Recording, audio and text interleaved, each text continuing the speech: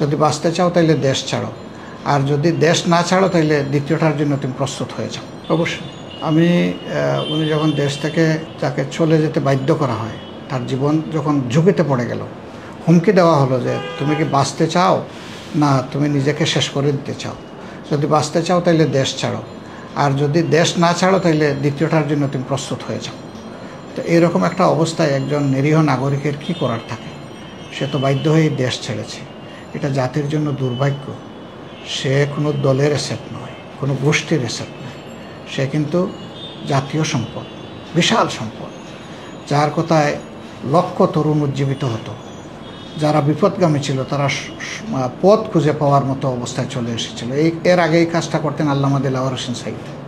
তা এই জাতির এই কণ্ঠটাকে যখন লোহার কাছায় বন্দি করে ফেলা হলো, তখন আল্লাহ তাআলা তার মতো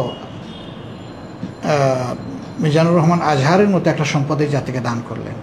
কিন্তু কপালপোড়া জাতি এই সম্পদ থেকে বেনিফিট না দিয়ে বরঞ্চ তাকে ক্ষতিগ্রস্ত করার জন্য মারার হুমকি দিয়ে তাকে দেশ থেকে বিদায় করলো। এটা খুবই দুর্ভাগ্যজনক।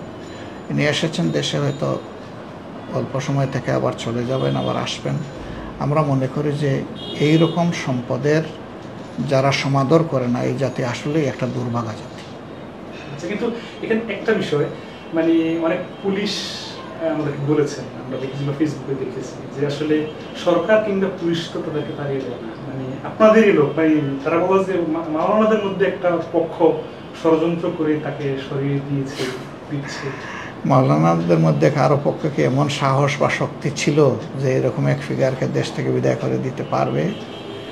সরকারের লোকেরা তার ব্যাপারে আজে বাজে কথা বলে নাই? ঠাকুর ঘরে খেয়ে রে আমি কলা খাই না, তারা তো অনেক কথা আজে বাজে কথা বলেছেন, অনেকেই বলেছেন। সরকার এবং সরকারের বন্ধু বান্ধবরা, দূষররা অনেকেই তার ব্যাপারে আজে বাজে কথা বলেছেন। এখন এই কথা বললেই হবে? এ কথা বললে হবে না। জনগণ এগুলো বিশ্বাস করে না, খায় না এগুলো। আর এখন আলহামদুলিল্লাহ সে এই দেশের মানুষ, এই দেশের তরুণদেরকে সে উজ্জীবিত করবে। আমরা চাই সে দেশেই থাকুক, দেশের খেদমত করুক, তরুণদের নিয়ে কাজ করুক, জাতিকে নিয়ে কাজ করুক। আমরা এটা চাই, এটা সবাই চায়।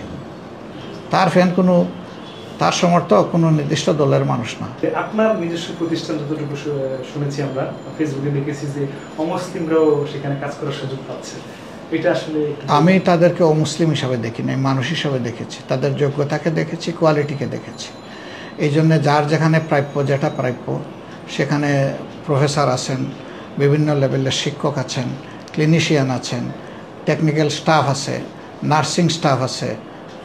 তারপরে যাদেরকে চতুর্থ শ্রেণীর কর্মচারী বলা হয়, আমি চতুর্থ শ্রেণী বলি না, আমি বলি যে প্রাইমারি লেভেলের কর্মচারী যারা আছেন, সকল লেভেলে বিভিন্ন ধর্মের লোক আছেন। এখানে খ্রিস্টানরা আছেন, এখানে বৌদ্ধরা আছেন, এখানে হিন্দুরা আছেন, এখানে মুসলমানরা আছেন। আমরা ধর্মের ভিত্তিতে কাউকে এখানে দায়িত্ব দিইনি, আমরা দায়িত্ব দিয়েছি তার কোয়ালিটির কারণে। এবং আমরা এই জন্যে আগেই বলেছি, দল ধর্মের ভিত্তিতে আমরা কোনো মেজরিটি মাইনরিটি এই সমস্ত জিনিস আমরা পছন্দ করি না, এগুলো আমরা সমর্থন করি না।